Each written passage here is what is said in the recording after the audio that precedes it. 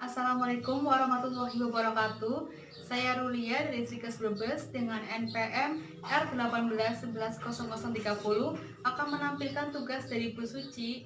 Yang pertama, perawatan sehari-hari pada ibu hamil. Yang kedua, tanda bahaya dalam masa nifas. Berikut videonya.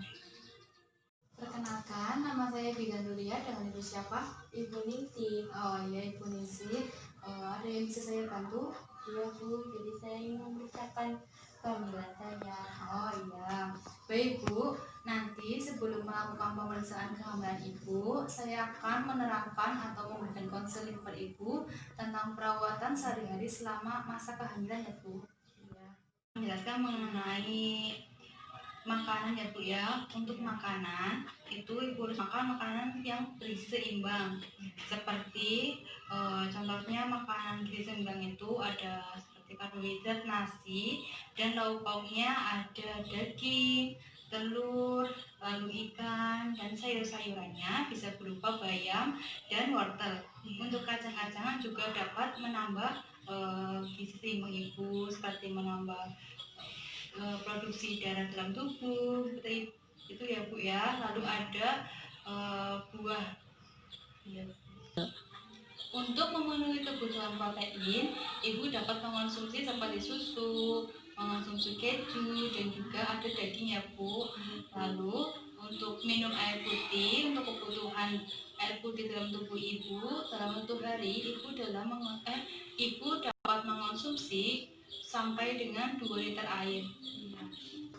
Untuk perawatan sehari-hari saat hamil, yang kedua ada istirahat yang cukup ya Bu ya. Ibu biasanya kalau malam tidurnya berapa jam? Berapa? Iya. Untuk malam biasanya tidur itu 6 sampai 7 jam ya Bu. Untuk tidur siang dapat dilakukan selama 1 sampai 2 jam. Lalu saat tidur ibu diusahakan miring ke kiri ya Bu. Iya Bu. Lalu ibu dan bapak bisa melakukan komunikasi dengan janin di dalam perut ibu dengan usia 4 bulan. Perawatan yang ketiga, ibu harus menjaga kebersihan diri dari ujung rambut sampai ujung kaki ya Bu ya. Yang pertama, untuk cuci tangan itu sebelum dan sesudah makan, juga setelah buang air besar dan buang air kecil, lalu menggunakan sabun dan air yang mengalir serta bersih ya Bu. Lalu ibu menggosok gigi 2 kali sehari, mandi juga 2 kali sehari, lalu bersihkan daerah kemaluan ibu. Untuk ganti pakaian juga diperlukan ya Bu ya, baik dari pakaian dalam juga harus selalu kering. Untuk periksa gigi juga itu diwajibkan untuk diperiksakan saat ke fasilitas kesehatan yang ada di daerah ibu. Untuk perawatan yang keempat ada aktivitas fisik ibu. Yang pertama, ibu dapat melakukan jalan sehat, lalu dapat juga olahraga ringan seperti senam dan juga berenang. Melakukan pekerjaan rumah juga harus dengan pekerjaan yang ringan-ringan aja ya Bu ya, jangan mengangkat beban yang terlalu berat dan juga tidak boleh melakukan kegiatan terlalu sering, harus diselingi atau ibu duduk terlebih dahulu. Untuk perawatan yang terakhir, ibu nggak boleh melakukan hubungan suami istri dan ibu itu harus memastikan tidak ada riwayat perdarahan dan juga menghindari posisi terlentang ya Bu. Boleh saya pinjam bukunya? Ya Bu, ini Saya lihat dulu ya Bu ya untuk perkembangan janin ibu dan juga berat badan ibu. Saya lihat terlebih dahulu. Bagus ibu untuk penambahan berat badan ibu sangat normal ya Bu ya. Baik Ibu, tadi konselingnya saya sudah berikan kepada Ibu. Apakah Ibu sudah paham? saya sudah. Apakah ada yang mau ditanyakan Ibu atau ada yang bingung? Tidak. Baik.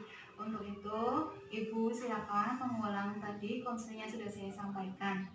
Ini Bu, jadi untuk merawat sehari saat hamil itu istirahat cukup, Ya. Lalu satu hari minum 2 liter ya Bu. Iya. Lalu menjaga kebersihan diri. Terus olahraga. Iya Bu, baik sekali jawabannya. Ibu sudah mengetahui dan Ibu sudah paham ya Bu ya tentang konseling perawatan sehari-hari dalam masa kehamilan ini ya Bu ya. Iya Bu. Selanjutnya saya akan menjelaskan mengenai tanda bahaya saat nifas ya Bu ya. Iya. Jadi untuk yang pertama, tanda bahayanya itu ada perdarahan lewat jalan lahir ibu. Iya. Perdarahan itu umumnya terjadi pada masa nifas ibu.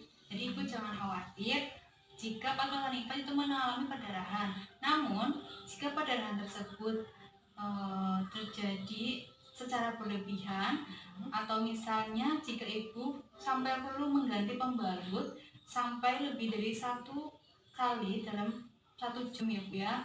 Dan waspadai juga bila kondisi ini disertai tanda bahaya lain seperti ibu mengalami pusing, lalu detak jantung yang tidak beraturan. Yang kedua, ada demam lebih dari 2 hari. Demam ini dapat terjadi terhadap ibu karena beberapa faktor seperti infeksi dan menurunnya kekebalan tubuh ibu. Untuk selanjutnya atau yang nomor 3 itu, ibu terlihat sedih, murung, dan menangis tanpa sebab. Itu yang dinamakan depresi ya Bu ya. Perubahan kadar hormon pada ibu dan juga dibarengi dengan setumpuk tanggung jawab seorang ibu untuk merawat bayinya yang baru lahir, beresiko membuat si ibu merasa kewalahan. Lalu bengkak di wajah, tangan, di kaki, atau sakit kepala, dan juga dapat terjadi kejang-kejang.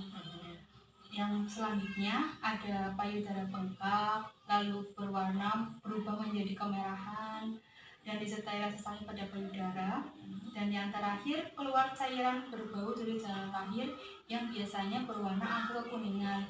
Jika dari keenam tanda bahaya tersebut ibu alami, atau salah satunya ada yang ibu alami saat itu, ibu harus memeriksakan diri ke fasilitas kesehatan terdekat ya Bu ya. Baik Bu, sudah saya jelaskan semuanya mengenai tanda bahaya saat masa nifas ya Bu ya. Apakah Ibu sudah paham? Insya Allah paham. Ada pertanyaan atau tidak Bu? Tidak. Tidak. Silakan Ibu mengulang untuk mengecek seberapa pahamnya Ibu mengenai tanda bahaya yang sudah saya berikan. Bu, jadi tanda bahaya saat nifas itu ada perdarahan lewat jalan lahir, terus demam lebih dari 2 hari ya Bu. Iya.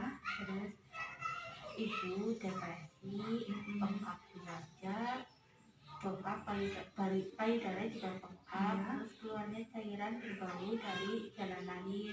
Baik Bu, bagus sekali untuk jawabannya. Maka dari itu Ibu sudah memahami semua konseling atau materi yang sudah saya jelaskan ya Bu ya.